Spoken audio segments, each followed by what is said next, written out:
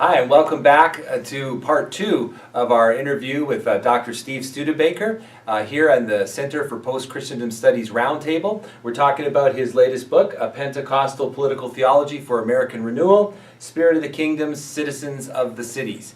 We left off with some talking about some of the constructive ideas that the book offers in terms of political engagement. And so, Gord, do you want to just pick us up where we left off in that conversation? Yeah, sure. Steve, you talked about the theological basis for cultural engagement.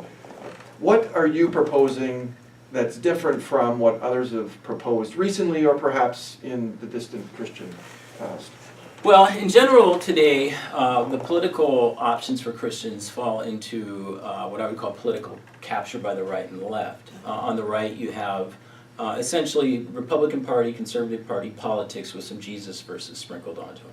And on the left, you much find the same thing. It's the language of social justice. But if you strip away the Jesus verses and the social justice verses from the Bible, essentially what you have, or what you'll hear from any liberal hack on any of the mainstream media news outlets. So that doesn't really offer a Christian alternative per se. It just offers a Christianized version of what the two main parties are saying.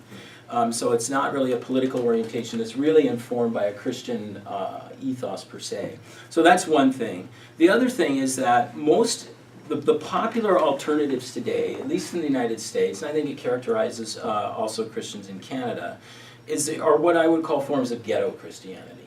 On the one hand, on the right, the more conservative forms of ghetto Christianity is what I call bunker Christianity. This is sort of the assumption that the United States, American society, Western society at large has largely been overrun by a bunch of godless secularists and atheists and liberals that want to destroy the Christian faith and everything good in the world. And so that's a tendency to see the church as a fortress, as a citadel that we retreat to.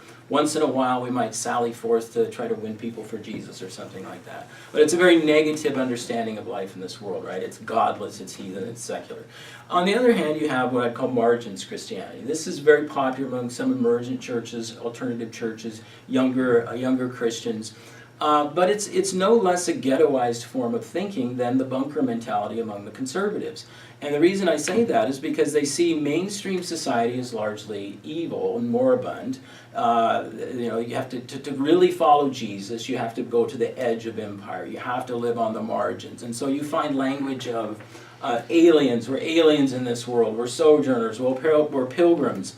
And the point of it is that to live the authentic Christian life means separating oneself from mainstream American society, which is no less seen in negative terms than the conservatives. Whether it's consumerism and materialism or imperialism, whatever it is, mainstream American society is not a place for the Christian life to take place.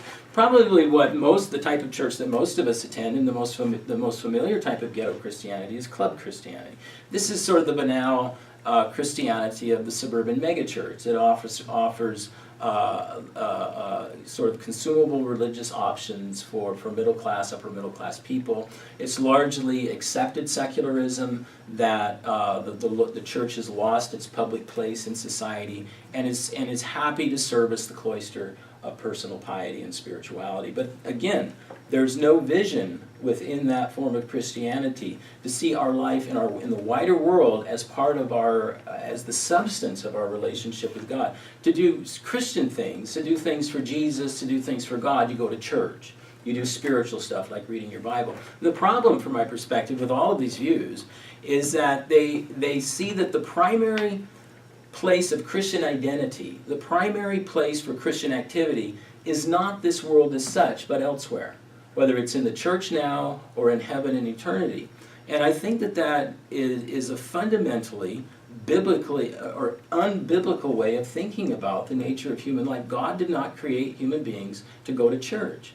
God created human beings to live on this earth and to live in the full range and dimension of life in this earth, which includes all the richness and the robustness of cultural activity and civilization. And yet, most of the options today that are available to Christians see all of that civilizational activity, cultural activity, as largely a negative and not a place for Christian activity.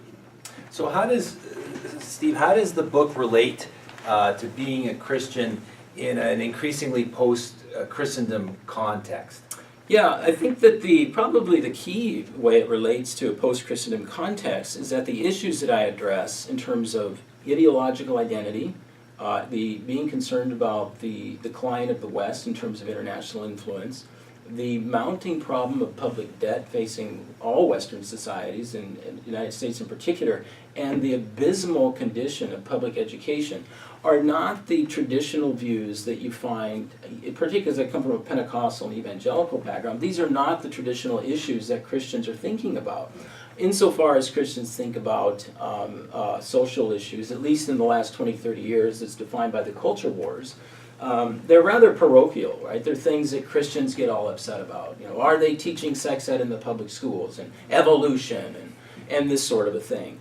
Well, it's not that I want to say that those things are not important, but when you consider the fact, Lee, that 1 in 4 American students that enter the public school system every year, 1 in 4 of them will never graduate from high school. And of the ones that do graduate from high school but never go on for a higher education, almost all of them are doomed to join the increasing ranks of the working class poor and the dependency classes. And as Christians who claim to love people and have the love of Jesus in our heart and to love our neighbor as ourselves, to be indifferent to that reality, I don't see how those two things square.